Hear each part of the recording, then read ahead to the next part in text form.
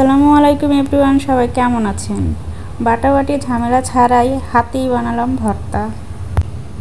আজকে আমি 3 রকমের ভর্তা বানিয়েছি, কেউ ভিডিওটা স্কিপ করবেন না, দেখতে থাকুন। আজকে আমি এমন ভর্তা বানিয়েছি যার স্বাদে মনও ভরে যাবে। তো চলুন শুরু করা যাক। প্রথমে আমি ডিম, আলু এবং সিম সিদ্ধ করে নিয়েছি একসাথে। তো এখন আমি ছেলে নিচ্ছি। তো ডিমের খোসা ছাড়িয়ে নিচ্ছি। আপনারা দেখতে থাকেন কিভাবে ভর্তাটা বানাই। তো আমার ছেলা শেষ, সব কিছু সাজিয়ে নিয়েছি। এখন প্রথমে বানাবো আলু দিয়ে ডিম দিয়ে ভর্তা। তো প্রথমে আমি পেঁয়াজগুলোকে একটু ভালোভাবে মথে নিচ্ছি, যেহেতু হাতে বানাবো, কোনো কিছু বাটাবাটি ঝামেলা নেই। তো কতটা সহজ হবে সবার জন্য যদি দেখে রাখেন। তো হাতেই যে ভর্তা বানিয়ে খাওয়া যায়, এটা সবাই বাটাবাটি অনেক ঝামেলা লাগে, এজন্য কিন্তু ভর্তা খাওয়া হয় না।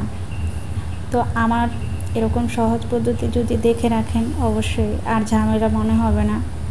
এত সহজ এবং এত স্বাদ হয় এই ভর্তাগুলো, তা আপনারা বানিয়ে না খেলে বুঝতে পারবেন না। আজকে এক রকমের ভর্তা বানাবো না, 3 রকমের ভর্তা বানাবো। 3 রকমের ভর্তা 3 রকমের স্বাদ হবে। অবশ্যই ভিডিওটা স্কিপ করবেন না। তো প্রথমে আমি আলুটাকে একটু চটকে নিচ্ছি।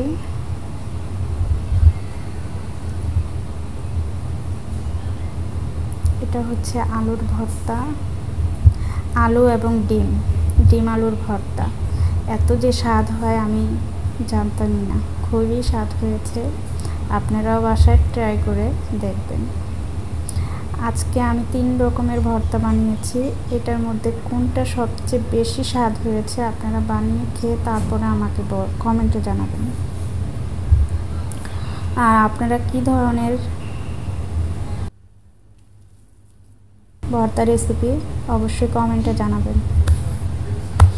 আমি সব রকমের ভর্তাই, আপনারা যেই ভর্তাগুলো কমেন্টে জানাবেন যে এই ভর্তাটা আমি চাই, আমরা দেখতে চাই আগামী পর্বে, তো আমি সেই ভর্তা রেসিপিটাই নিয়ে আসব। আশা করছি কথাটা বুঝতে পারছেন। তো আমার হয়ে গেছে ডিম আলুর ভর্তা। তো পরে এখন আমি দ্বিতীয়টা শুরু করব। এই হচ্ছে আমার ফাইনাল লুক ডিম আলুর ভর্তা। সেকেন্ড ভর্তাটা বানাচ্ছি এখন।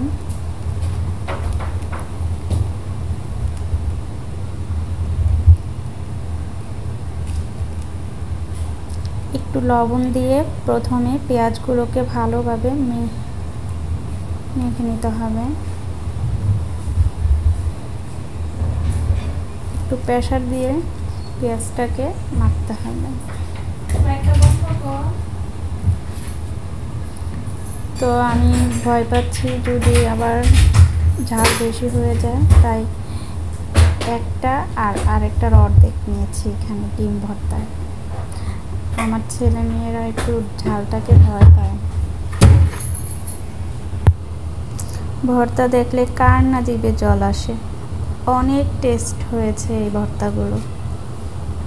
আপনারা অবশ্যই বাসায় ট্রাই করে খেয়ে দেখবেন। ডিম ভর্তা যে এত মজা হয় আমার জানা ছিল না। আসলে আমি একটু আগে এতটাই অলস ছিলাম যে বানাতে চাইতাম না। এখন ছেলেমেয়েরা বলে যে একটু ভর্তা হলে ভালো হতো, তাই বানাই মাঝে মধ্যে। তো আপনাদের সাথেও শেয়ার করলাম। কেমন লাগলো আজকের ভর্তা রেসিপি অবশ্যই কমেন্টে জানাবেন। আর আপনারা কি ধরনের ভর্তা চান, ভর্তা রেসিপি দেখতে চান, অবশ্যই কমেন্টে জানাবেন। আর ভালো লাগলে ভিডিওটা লাইক, কমেন্ট, শেয়ার করে সাবস্ক্রাইব করে পাশে থাকবেন। তো আমার ডিম ভর্তাটাও হয়ে গেছে।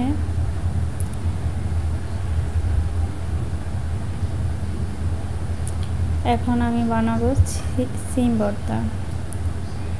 তো পেঁয়াজ নিয়ে নিচ্ছি, তারপর একটু লবণ দিয়ে আবার ওই একইভাবে মেখে নিব।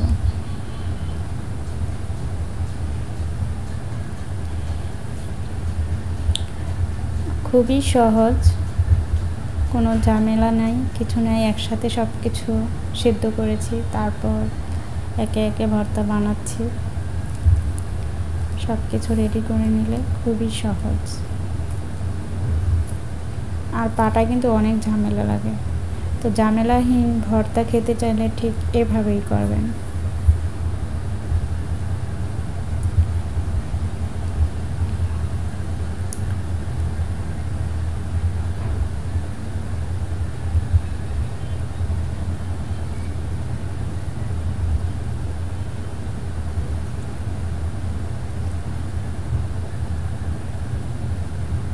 সিম ভর্তাটাও খুব মজা হয়েছে।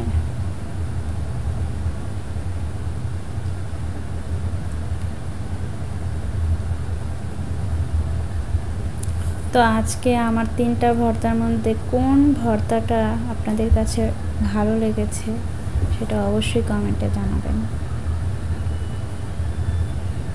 আর আপনারা কী ধরনের ভর্তা রেসিপি দেখতে চান, অবশ্যই ভর্তা রেসিপি অথবা অন্য যে কোনো কিছুর রেসিপি যদি দেখতে চান অবশ্যই কমেন্টে জানাবেন। তো আমার হয়ে গেল ভর্তা। তো এই যে এটা হচ্ছে সিম ভর্তা, এটা ডিম ভর্তা, আর ওটা হচ্ছে আলু ডিম ভর্তা। তো এখন আমাদের আর তর্স হচ্ছে না, আমরা এখন খাবো। তো খাবার জন্য রেডি, আমরা তিনজনই একসাথে বসে আছি। এখন হচ্ছে খাওয়ার পালা, আপনারা কেউ খাবেন কি না? তো প্রথমে আমার মেয়েকে দিয়েছি, তারপর আমার ছেলেকে দিচ্ছি, তারপর আমি খাবো এখন। এই তো ভর্তা বানানো হয়ে গেছে। তো কেমন লাগলো আজকের ভিডিওটা? অবশ্যই ভালো লাগলে লাইক কমেন্ট শেয়ার করে পাশে থাকবেন, শেয়ার করে দেবেন, সরি, আর সাবস্ক্রাইব করে পাশে থাকবেন। ওকে, আল্লাহ হাফেজ, দেখা হবে নতুন কোনো ভিডিওতে।